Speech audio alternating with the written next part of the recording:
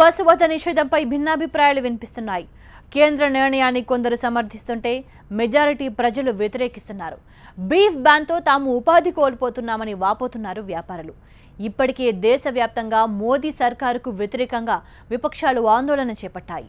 కేంద్ర నిర్ణయాన్ని సమాఖ్య వ్యవస్థపై దాడిగా కేరళ సీఎం పినరై విజయన్ అభివర్ణించారు. నోటిఫికేషన్ను రద్దు చేయాలంటూ మోదీకి లేఖ రాశారు ఆయన.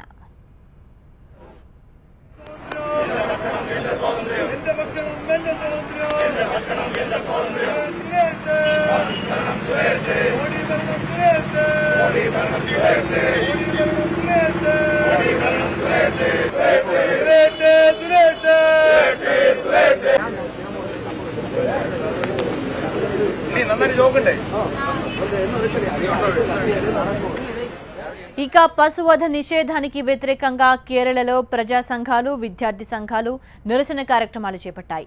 తిరువనంతపురం సహా పలుచోట్ల బీఫ్ ఫెస్టివల్ను నిర్వహించారు. ఎస్ఎఫ్ఐ ఆధ్వర్యంలో రోడ్లపైనే బీఫ్ వండి నిరసన వ్యక్తం చేశారు. కేంద్రం నిర్ణయాన్ని వెనక్కు తీసుకోవాలని డిమాండ్ చేశారు విద్యార్థులు. అటు కాంగ్రెస్ కూడా కేంద్ర నిర్ణయంపై మండిపడుతోంది.